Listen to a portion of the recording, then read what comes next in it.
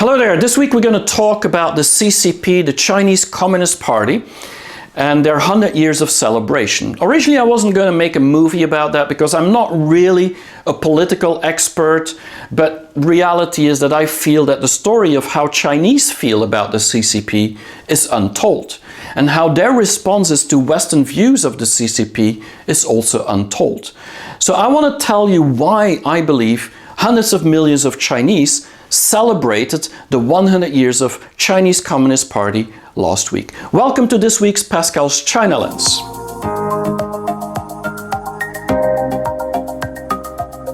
Just a week ago, on the 1st of July, China celebrated 100 years of Chinese Communist Party, the CCP. It was established in 1921 by Mao Zedong and 12 other rebels at that time. And so, what does it all mean, and why did China celebrate over the whole country with fireworks and drones and crazy things that they did to just show that they really created a party that lasted for 100 years, which is an amazing achievement? Well, if we go back in history, that is a good way to understand the complexity, the change, the transformation, the reforms of China. But it depends how you tell the story. There's many ways to tell the story. And you could tell it from a more Western perspective, which you often hear about Mao Zedong and the Great Leap Forward that failed, and then the Great Famine and the Cultural Revolution and Tiananmen. I mean, you would know these stories. It's all about the Chinese CCP that is really the top ruler and decides everything. And so we should be worried about that. Or you could tell the Chinese story and how Chinese feel about it. You could talk about the fact that Mao reunited this country, established the People's Republic of China in 1949, and fought off the nationalists that were losing from the Western powers. You could tell the story about Deng Xiaoping and how later on, after he opened China economically, that Jiang Zemin and Hu Jintao and now Xi Jinping really created this country into a modern society and a modern superpower. So how do you want to talk about this history? It's very complicated. There's a book that just came out this week from Tony Sage, which talks about the 100 years of CCP, from rebel to ruler. I haven't read it, I ordered it, but it just came out 2 days ago. So I think it could be a good way from a historian perspective and a person who really understands the political landscape of China, and he's a Westerner on top, to really understand what this all means and how China has evolved. I'm not going to take that chance and go into that historical detail. It would take me too long for one video. I'm going to look at the people, and I'm going to look at what Chinese feel and think about the CCP and what I believe. And I might not read right always, because ultimately I'm still a Westerner. But when I talk good about China, which I often do in my movies because I'm so amazed with the transformation that is happening, and I've lived it for 30 years, well, very often people will say, yeah, you're getting paid by the CCP, you're getting paid by China, the Wu Mao or the 50-cent army. And I want to set that record straight, because I just wanted to use this movie to say how I'm getting paid. It's very simple. I do keynotes. This is my profession today. I do a number of keynotes every week, often to audiences of 100 to thousands of people, as you can see here in Istanbul. And I'm making these keynotes to express and explain and give insights and inspiration about China and how China is actually setting the standard for innovation. And my customers, they're not Chinese companies. They're foreign companies, lots of American companies. You can see them here. And they're paying me really good money. So I don't need the 50 cents. I don't need even the YouTube channel to make money. But why do I have a YouTube channel? Because I think I can reach even more people to tell the China story. Because the West doesn't see really what's happening. Now, getting back to the CCP, the problem that we have today is that the view on China has become very negative. And the CCP is in the center of it. And it's become negative in the way that we see it as a threat, we see it as a worry, we don't trust China anymore, we think they're lying. And this has been going on for the past 20 years, but specifically the last 5 years, it's really exploded. There's a big distrust in China and the CCP. Now, the problem with the negative view on China, which has increased in the past years, is that this came from top down. This came from Washington primarily, and people like Trump and Mike Pompeo, his state secretary, were saying it very, very clearly and openly just a couple of years ago. And just a year ago at the Nixon Library, Mike Pompeo gave a speech about China and the CCP, and it reveals very, very clearly how America and American policymakers are thinking about China. Now, one of the things he said in his speech is that we must engage and empower the Chinese people, a dynamic, freedom-loving people who are completely distinct from the Chinese Communist Party. And this really separates the CCP from the people. And that is the idea in America. It's the people who want to be saved and want to be free and they want to be democratic. It's not what the CCP wants for them. And so we, America, should save the Chinese people from the CCP. Now, what's interesting is that I've never ever met a Chinese in mainland China that feels they need to be saved by America. But the story and the narrative really shows that Trump and Pompeo have really targeted China to show to the world that this is an authoritarian regime that the people don't want, but that the people have to deal with. And an authoritarian regime that is actually opposed to the democracy and the liberal system that we have in the West. And that is what Chinese people should have. And that is what Chinese people want. That is the rhetoric. And it's not legitimate because it's just one party. You can't choose for different parties. There's no election procedure and it's very secretive. And so these words make it very clear that we should fight for our democracy by actually telling the world that this authoritarian regime is wrong, simply. But I've lived in the West for a long time, and I'm a Westerner, and my values are clearly Western values, despite the fact that I've lived for a long time in China. And so I also support democracy, and I also believe that this is the best system for the West. But I don't believe that by attacking China on their model and their system, that this is going to make our democracy better.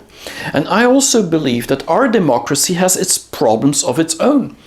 Think about all the problems that we had with Capitol Hill and Trump at the end of his presidency. There's a lot of polarization happening in society. And so I think maybe we should fix our problem before attacking China. But that is just my personal view.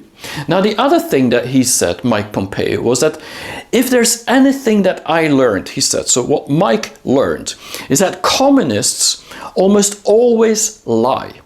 The biggest lie that they tell is to think that they speak for 1.4 billion people who are surveyed, they're oppressed, and they're scared to speak out. And this is quite interesting because he's saying with these words, and he said it literally, that 95 million people in China who all are party members are actually lying people. And that means that pretty much every Chinese has somebody in his family that is a liar. And so how can you as American say that all the Chinese are liars? I mean, how do you want China then, and the Chinese people that you want to save, how do you want them to support America and some of the American dream still? It's going to be very hard. And so it's natural that many Chinese are in doubt. And then he talks about this surveillance and this oppression and this scared to speak out. Now, I've lived many, many years in China. I've not met many people that actually feel that they're scared of the CCP. Of course, there's a lot of problems with the CCP. And specifically when we think about the narrative that has been told about the lies and the fake data and the Big Brother and the surveillance state and the police state, but also the oppression with minorities and Hong Kong. I mean, all these stories we know in the West, and we know that we should do something about it. But the problem is China's solving their problems in their own way and is improving as well every single year. But we don't see that too much. The reality is that if we look at the West, I mean, we're the kings of fake data and conspiracy theories. We're also surveying a lot more than we claim to do. And when it comes to immigration and lots of other problems like that, we have our own problems when it comes to human rights. Now, I don't want to put one against the other, but these are the stories that Chinese are now telling, that we have double standards. And so we should be careful about that. I think as a Westerner myself, I think it's very important to keep the attention on all the things that we believe are not according to our values worldwide, including in China. And if we believe there's problems with human rights, we should speak out. I don't see a problem with that. What I do have a problem with is that we don't target and don't want to disclose our problems, but focus on somebody else's.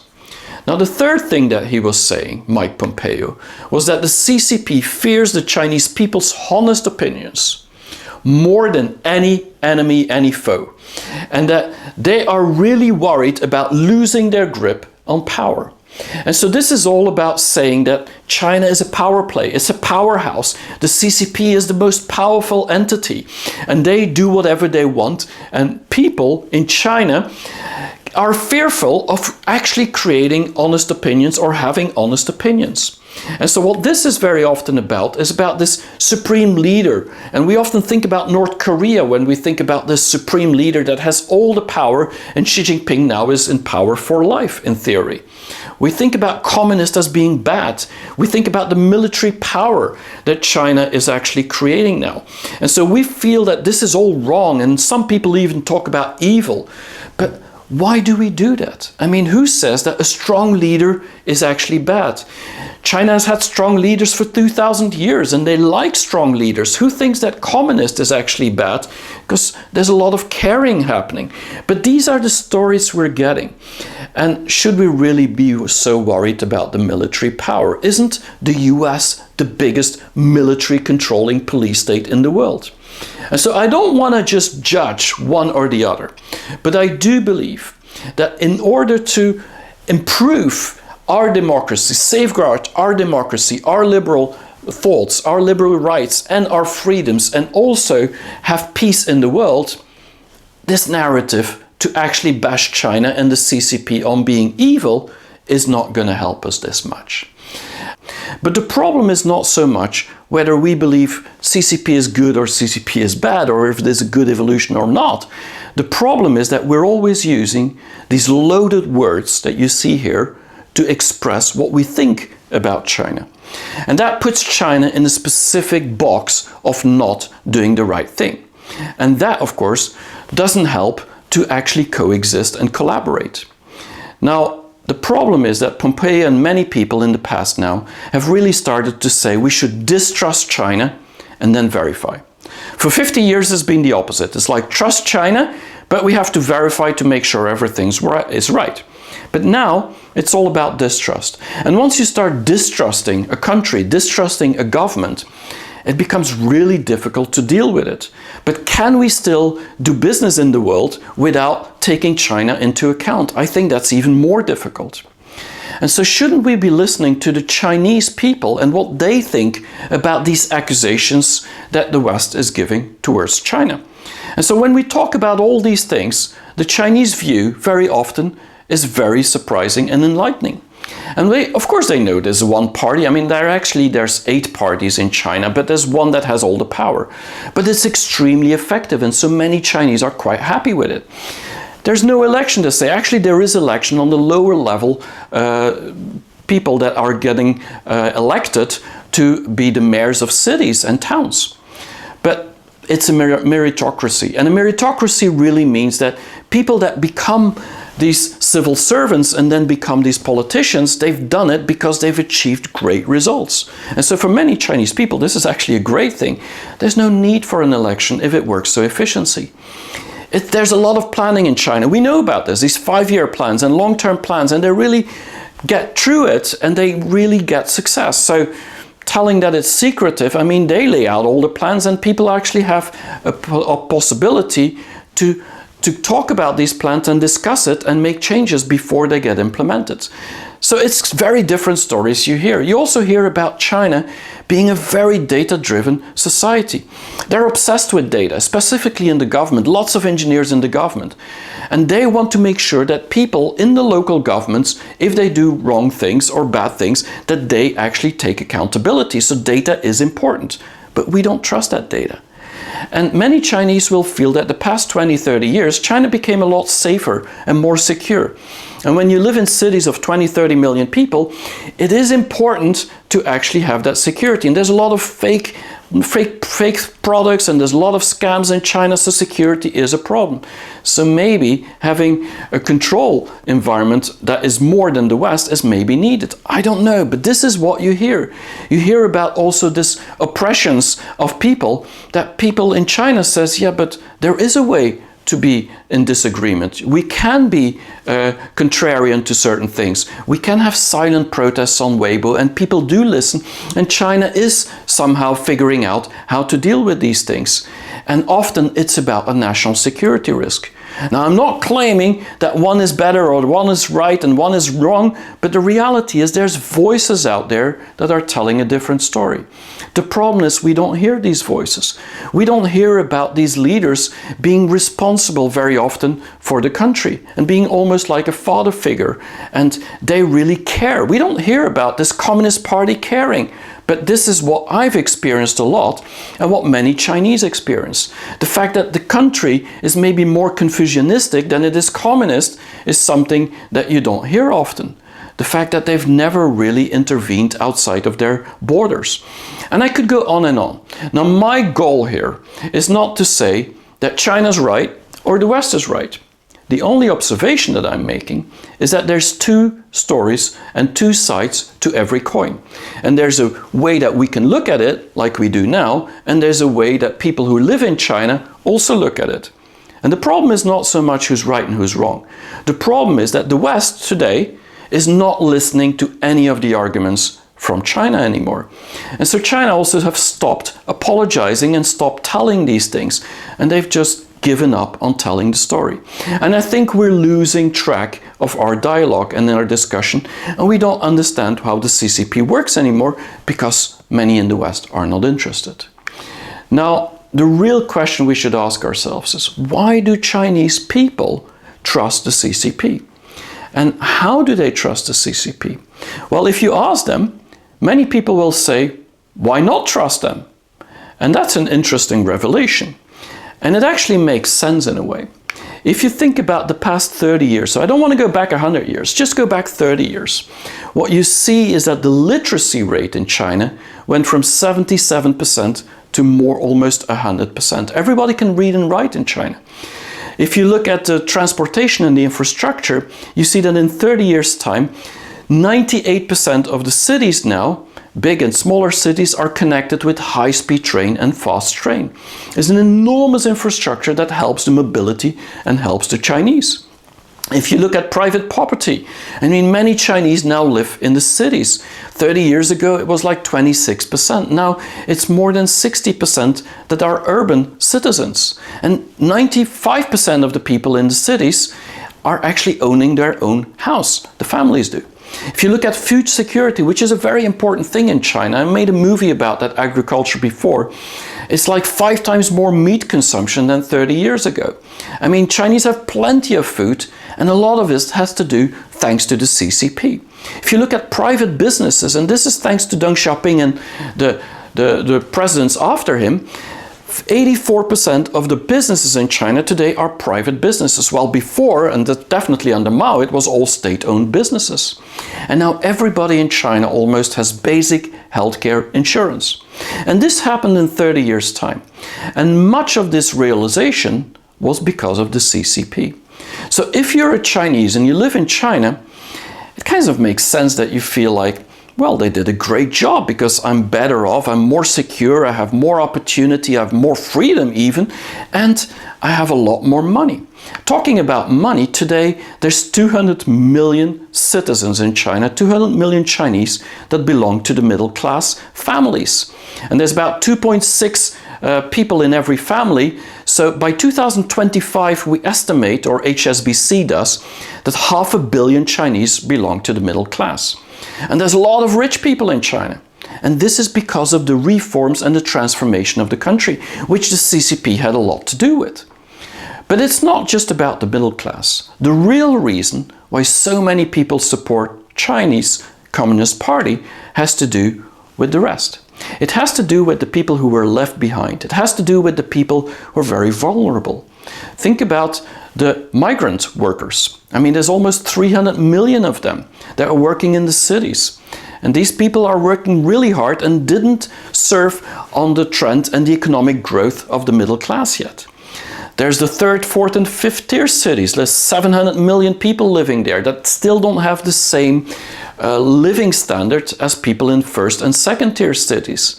And so they still need that CCP. They still need that system and government to do for them what the middle class have got before.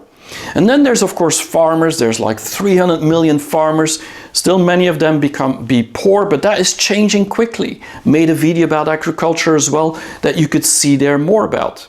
And then there's the old people, the older generation, 260 million people that are 60 years or older.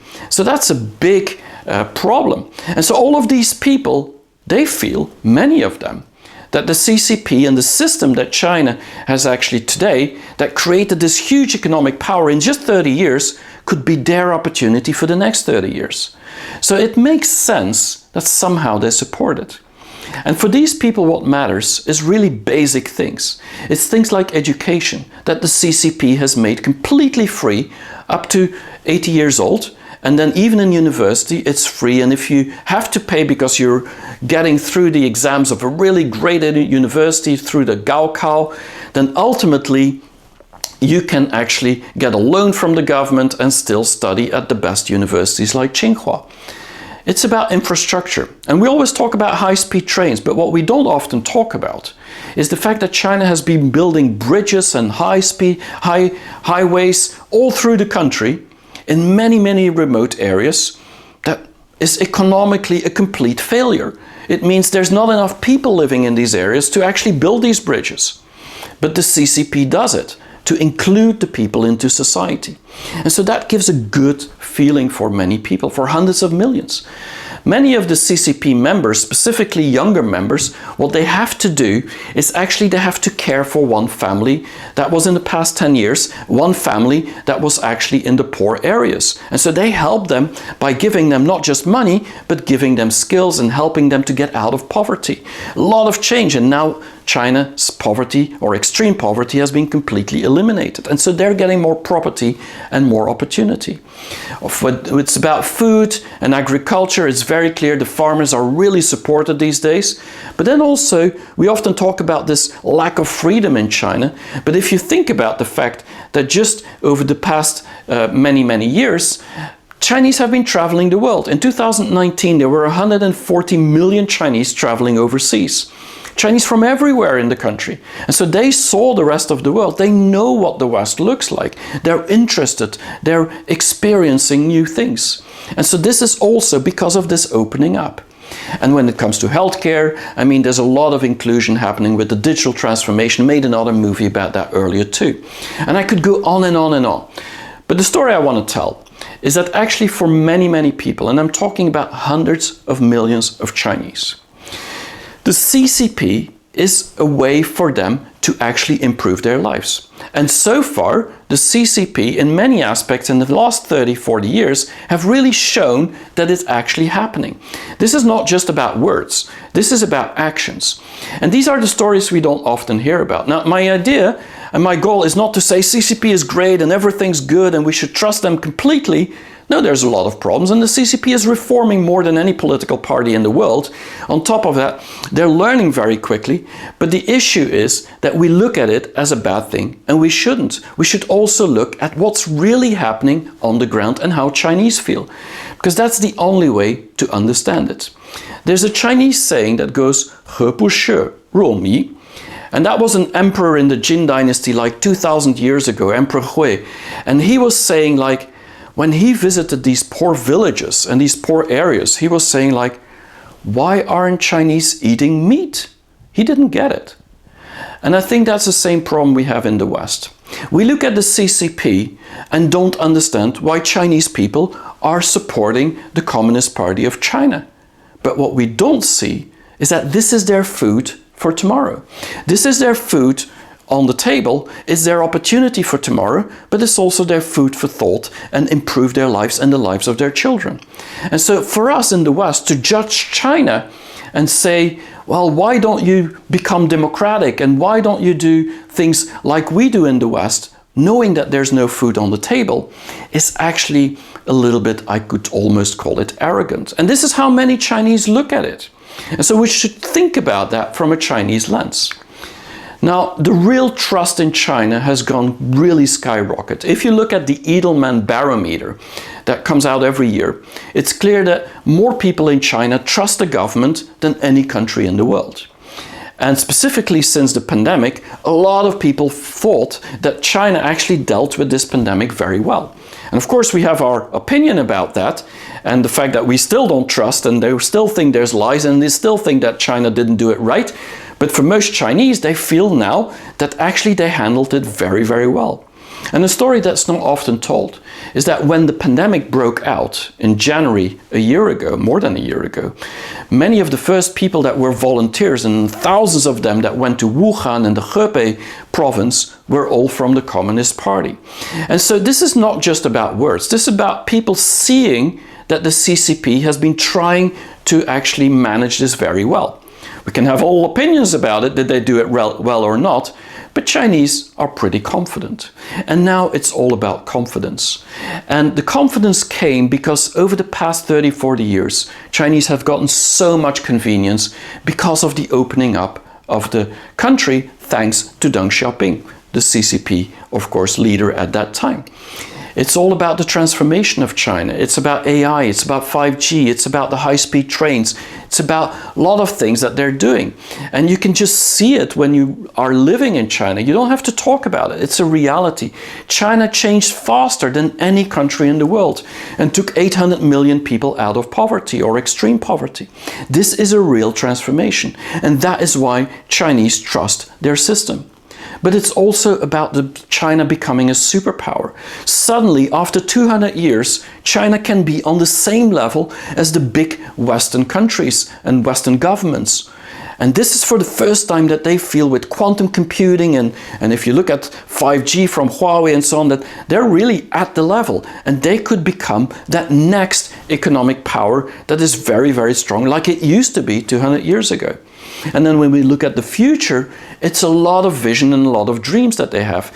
This is why they launched the space rockets to the space station of China just at the anniversary of the 1st of July in 2021, because they want to show, just like America did in 1969, we want to go to the moon, we want to go to Mars, we basically have a dream, we want to be part of the dreams. And ultimately, Chinese are romantics. And that is the interesting thing.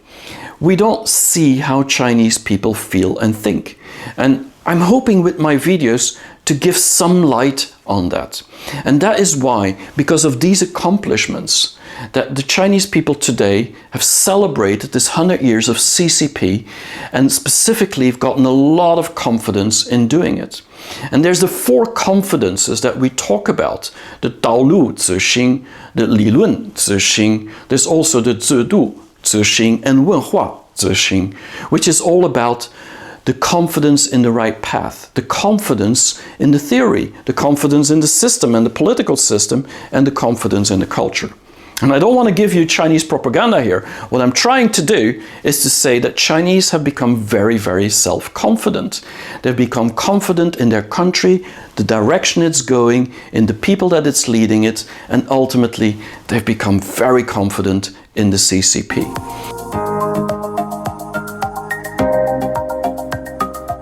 So China celebrated its 100 years of CCP, the Chinese Communist Party, a great achievement for many, many Chinese people. And I do believe if we want to understand China better, we want to understand how to deal with China, we want to understand why China is moving so fast and get inspired by their real advancements, we should also understand somehow why so many people believe and trust the CCP and their government more than many governments are trusted in the rest of the world. And so this is not about simplifying things or making it more complicated. It's about being open to the voices of the Chinese of what the CCP is all about. I hope you liked it. I'm going to take a little break now. I'm going to be back in August, so I'll see you next month for another episode on Pascal's China Lens.